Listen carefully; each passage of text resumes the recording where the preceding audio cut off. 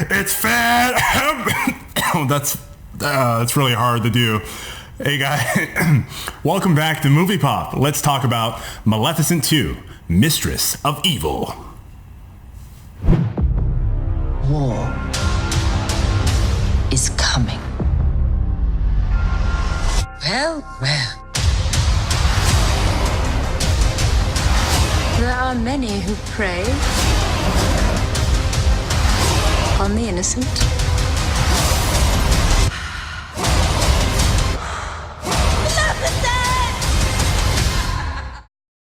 Maleficent, Mistress of Evil, a sequel to the 2014 global box office hit. Maleficent and her goddaughter Aurora begin to question the complex family ties that bind them as they are pulled into different directions by impending nuptials, unexpected allies, and dark new forces at play. The years have been kind to Maleficent and Aurora. Their relationship, born of heartbreak, revenge, and ultimately love, has flourished. Yet the hatred between man and the fairies still exists. Aurora's impending marriage to Prince Philip is cause for celebration in the kingdom of Ulstead and the neighboring moors as the blah blah blah blah blah blah blah. So let's just dive right into the critic consensus for the film.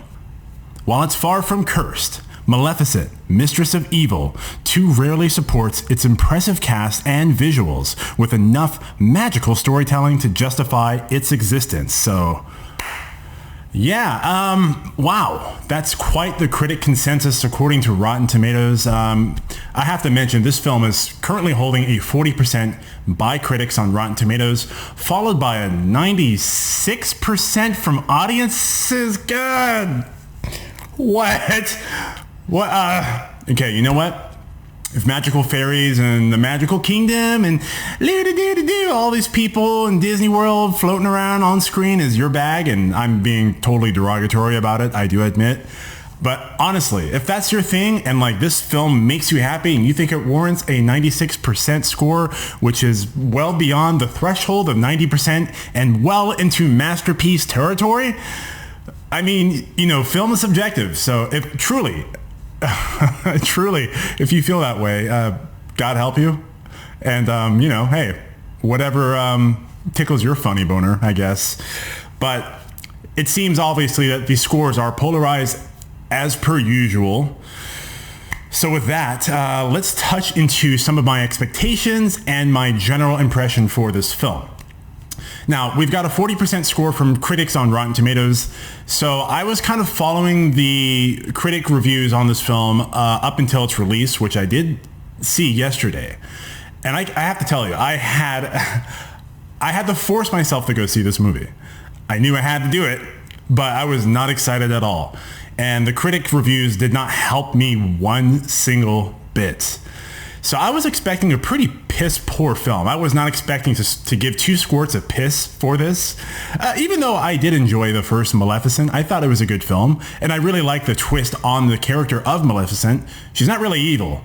So I'm not sure why they are continuing with the tagline for this movie, Mistress of Evil, you know. Perhaps it's Mistress of Quasi-Evil. You know, but that being aside, yeah, my expectations were pretty rock bottom. And you know what? I have to say, I kind of love this. I didn't love it. Don't get me wrong. I didn't love it. I definitely liked it.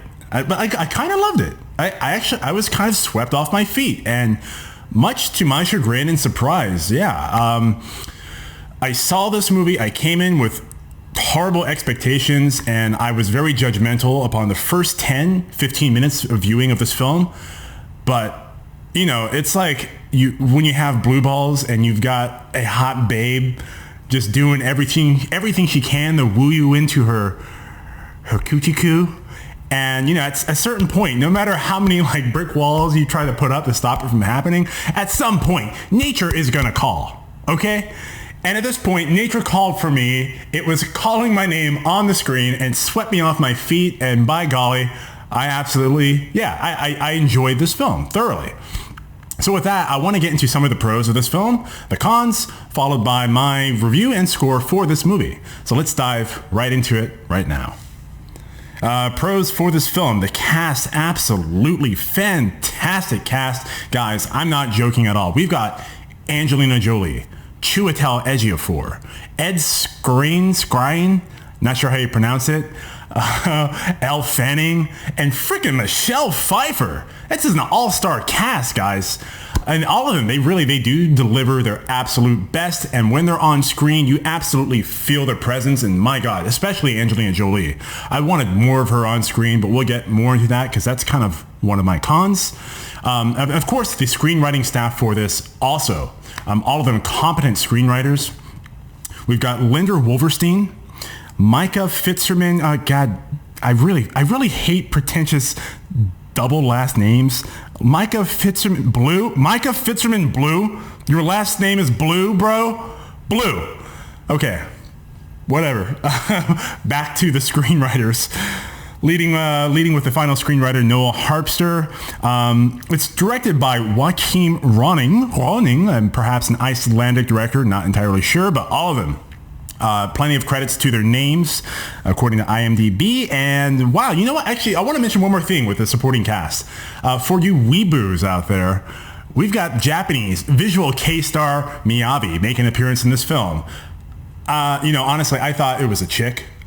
I'm not going to lie. A lot of prosthetics going on, but we had, typical Asian features, slender body, nice kind of like elvish looking prosthetics. And I was like, damn, that girl is fine AF. kind of a shame to learn that it was a guy, actually. But hey, that's par for the course here. So back to the pros, guys. Let's talk about them. We've got a really tense table scene here. That table scene with Michelle Pfeiffer, Angelina Jolie was absolutely tension-filled. We're talking Game of Thrones level of tension, fantastic writing. It was just being cranked up until the freaking kettle just blew out, the pot blew up, whatever that expression is. It was awesome. I loved it. It honestly was one of the best moments of the film, and I wish we had more character-driven, dialogue-driven moments like this, because the CGI spectacle didn't work for me, and generally doesn't work for me, even when it's done at its best by a company like Weta Workshop, Industrial Light and Magic. But because the CGI was, well, I'll get to that later. So some more pros before we get into those wonderful cons. This film, the story was good. I liked it. It was a great continuation of the first film. There were 3 decent laughs, and if you get me to laugh, especially at a Disney film, I really do have to commend them for that. And most impressively, 2 tear-jerking moments. Tear-jerking moments. All right, like I'm a bit of a manly man, I'm still down with my feelings, but there were 2 moments in specific that I almost cried. I didn't cry. Okay, I'm not going to cry at a Disney movie alone, watching a film with a bunch of families. But I almost did cry, all right? So I could feel the tears kind of, percolating up there. And yeah, they were about to come. If I wanted to let them come, they would have came dripping down my face. Wow. That's impressive. I mean, if you're able to invoke an emotion out of me for a Disney film. And lastly, guys, this passed the P test. I had the P so bad. And generally, this is actually a really great way to find out if the pacing of a film is done well, and the structure of a film is done well, and there's a lot of narrative thrust that's propelling you through the storyline to the end. If you really have to pee, but you're finding yourself unable to find that one moment where the story kind of just comes to a crawl and you feel like there's really not much being added to the narrative, generally, yeah, you're going to go take that pee if you can find that moment. But I could not find that moment except for once, and only once. And even then, I kind of knew, like, this is probably a little important, but nature's calling. So I got to bounce, guys. So yeah, I mean, these are all fantastic hallmarks of what I would want to have in a film in terms of giving it a positive review. But that's not to say that this film was not without some cons. So with that, let's dive into them. This is a kind of a personal con, and I'm going to give it a pass. It's not really a con, but it's something I felt like it's worth mentioning. But even then, I really kind of don't feel like it's worth mentioning because this is the Magic Kingdom. And this con I want to talk about had to do with the set pieces and the character costumes. They are all so clean and definitely not reminiscent of a medieval period. But again, this is the Magic Kingdom, so I get that. I give it a pass. I just felt like it was something that did pop into my head while I was watching this, and I thought was worth mentioning to you. I'm not going to tack off major points for it though, okay? And then this is kind of actually really a big con because this movie is called Maleficent 2, Mistress of Evil. And guess what, guys? There's really not much Maleficent in this. So we have the first act of the film. Maleficent is present. She is present probably all the way through the beginning of the second act of the film, and then she disappears, and the rest of the film is carried by Elle Fanning. Michelle Pfeiffer, who obviously delivers fantastic performance. She does carry the film through the third act of the film when Maleficent makes her debut once again on screen. And there is a reason I do feel like for having Maleficent pulled out of the film in terms of the narrative logic of the film. But I do wish that perhaps the screenwriters could have wrote it in a way that we had more time with Maleficent, Angelina Jolie, because damn, that woman, she sold me on the character. She built up the tension for the film. And just absolutely an A-class actor. It was just a treat to watch. And I wanted more of it, to be quite frank.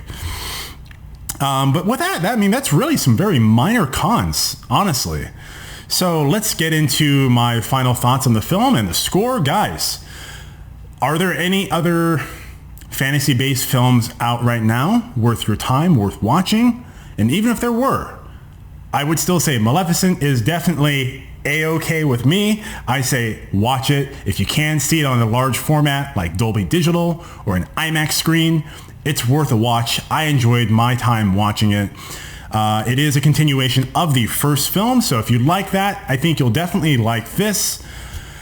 And with that, I'm going to have to give it 3.5 bags of popcorn. So it passes, guys. And hey, listen, if you want to see more awesome movie more movie reviews, trailer reactions, make sure to follow us on social media. We've got all the links right down there. And of course, make sure to like, comment, subscribe, all that good stuff. I want to hear what the F you guys are thinking, all right? You guys ain't talking up. You need to speak up, okay? Let me know. I'm totally willing to engage with you. And for the few of you that do, thank you so much. I'm looking at you, G Wolf. All right, guys, that's it. Thank you so much for tuning in to Movie Pop.